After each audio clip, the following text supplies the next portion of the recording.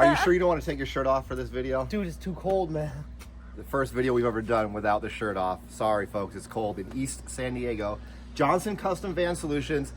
If you're looking for a yacht quality van build, scratch built by the master, this is the guy. Ask anyone in the van business. He's been around forever. EJ builds yacht quality vans, but sometimes he builds Skoolies. EJ, what do we got here? This is actually my first Skoolie.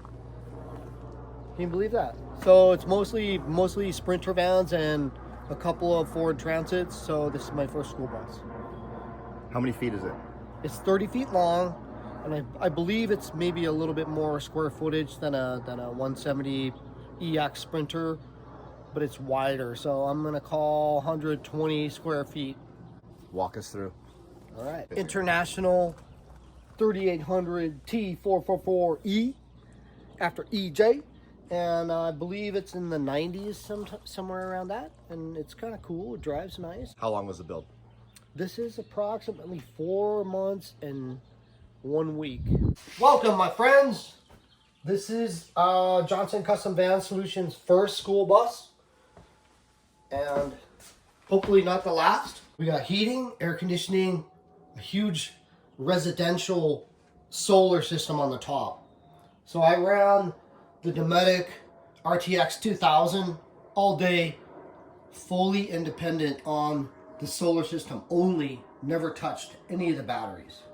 Full Victron system, 800 amp hours of lithium, and the solar totally takes care of everything. We also have an S-Par heater, the biggest one made, which is a 7 kW. So I shut the doors the other day and it was cold. This place was a hot box in 5 minutes. Got a spot for a sawed-off shotgun. Couple ammo boxes. This right here is a nice table, which they requested the butcher block. And so that will drop down to make into a twin size bed. Got more storage over here. Kind of, some people would waste that space. And then a full, nice 24-inch drawer. We have our friends at Rome Rest, as you know. They're doing our seats, like the cushions and stuff. And also the bed back there. Nice undermount big sink. I believe it's about 30 inches wide. So the top of this, the cover, is a nice cover, but on the bottom it's coated with the wax, so you can use it as a cutting board. So it's kind of nice.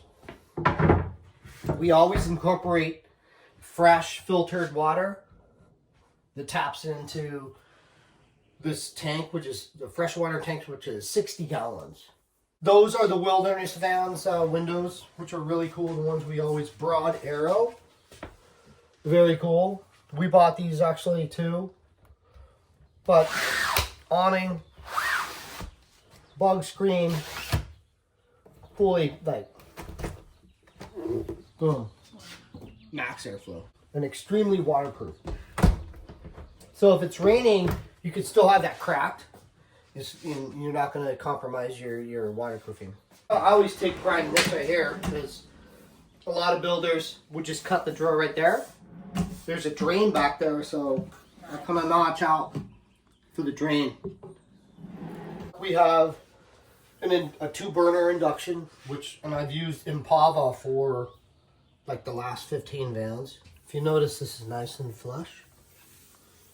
Made a router jig to do that. Some are standing proud, and watch. No worries, right? We have a dedicated trash drawer for two small trash cans. This is kind of a new thing. The client provided this is a Norcold. This thing's pretty cool. 12 volts was $1,200. Typically, a small fridge in a Sprinter van is like that much or more. Open it up. Yeah. Big freezer. Actually works. And look at the size of this. Right? Dude, that's like residential size. Dometic vent fan. And then right here is the Dometic RTX 2000 air conditioning system, which is really good, as you know. Right here, this is called the separate seat. So what this does, it separates the urine from number 2. It's Swedish made, see that? Pretty funny. So men have to sit and pee, which is great at night so you're not spraying everywhere. So this can open up. Number 2 goes in that bag. Number 1 goes in that. There's a fart fan right here, which is back there, which takes out the bad smell. So when you're done doing your business, you take the bag and you dispose of it. Veils are cool, but it's you're still living with the excrement of, you know, your number 2. And this is cheap. Free bags, free plastic bags. Yeah, plus the best part is the pee goes into the gray tank. We have a 30-gallon gray tank, which is huge, and we could dump that at any time with our sink and shower water. But once it's all mixed together, there's not much smell. So in my opinion, that's my favorite toilet. This shower, the ceiling is 1/2-inch poplar. This is 1/2-inch laminate, Wilson art. Same with the walls, it's all caulked. We cut out the subfloor, which is 1.5 inches thick. So it allows a 6-foot person to stand up in that shower. I'm like 5'9" now because I keep shrinking. Master bedroom, the only bedroom actually, but it's built around a queen-size mattress, so nothing has to be modified. We have 2 nice storage boxes over there, which are 16 inches deep. This right here is the Broad Arrow skylight, which is big enough for an average size human to egress to the top. Dimmable lighting right there. 2 full ventable windows with bug screens and shades. Down below right here we have a Webasto IsoTemp 110 volt 8-gallon water heater, which works really good. We like to include a pass-through on all of our builds. So when we got this, it was a school bus. This was all metal, like that down there, that yellow. So we created a facade of beauty out of woodwork, handcrafted woodwork, to house all the electronics, a shelf, and all this niceness even up here. It's good for maps and all your cool stuff. Not that anybody uses maps anymore. This is a backup camera system right here. This one. Our perimeter. We got full Victron screen right here. The Ekrano, that's the new Ekrano screen. We have an SPAR 7K heater, as I described earlier. But what's kind of cool to bring back the nostalgia of an old school bus is these guys. This really nice luxury captain seat. Who makes that?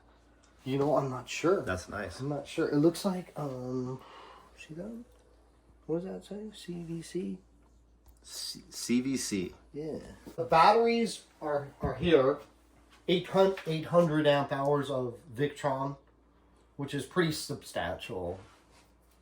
Pretty good. So these guys, based upon their solar, they could run the AC all day with no battery consumption. I did it the other day. Like 0 discharge of the battery system.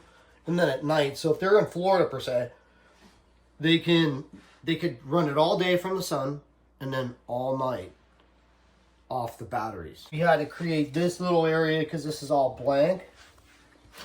They have 2 small children, and this is kind of a danger, right?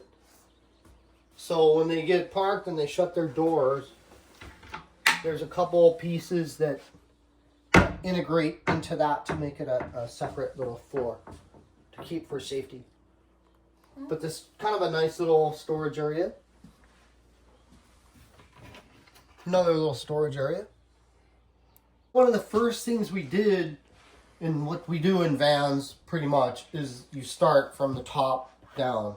So we have this, the insulation consists of this 1/2-inch material. It's called duct liner. It's a new thing. So it's similar to like the petroleum-based things that people used to stick on the ceiling, but this actually works. And then we put the standard wool, Havelock wool, which is about R13 in here. So there's no VOCs coming out. And the whole ceiling was I purchased and hand milled it. It's 1/2-inch poplar, so it's light. It's pretty strong and it's economical. But as you can see, it gives it a lot of like contrast and stuff.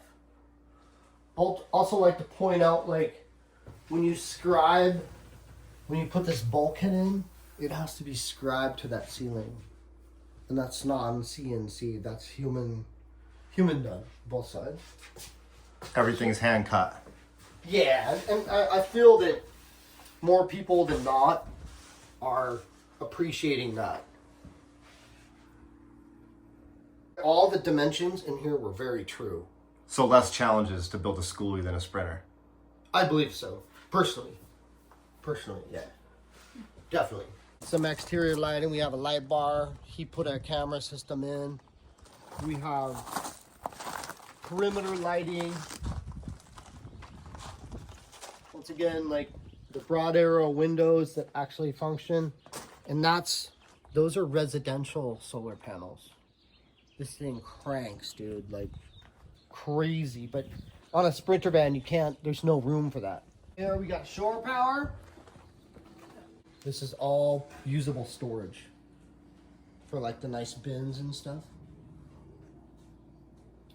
We have also a light up top to illuminate the back. And then we got 2 exterior plugs over here for 110. And then a couple more perimeter lights. So the owner and his father actually grabbed this RV door from a junkyard and installed that, because typically like a school bus has the accordion door. You know how the driver has the thing and opens it like that. You can't really lock it, so they installed that. I think they did a great job. For sure. Cool. And since we're here, do you want to give us a quick shop tour to show people how they keep their overhead low on a one-man shop build? Yes. Y'all want to see ghetto? I'll show you ghetto. Electrical area. This is Sky's toolbox here. Sky is the wizard. This is typically where we bring the Sprinter vans in. The bus wouldn't fit. And it's been a challenge during the rainy season, you know, since there is such a thing here in California. Basic stuff. This is our workhorse of the shop. Table saw, chop saw, pocket cutter, but once again, no CNC. No CNC, guys. CNC is me. Remember that. When you try and grow up and you didn't learn carpentry, you didn't take wood shop. So Uncle EJ telling you, learn your trade. Thanks for the tour, EJ. Hell yeah. Always a pleasure, Marky. Peace. Cheers.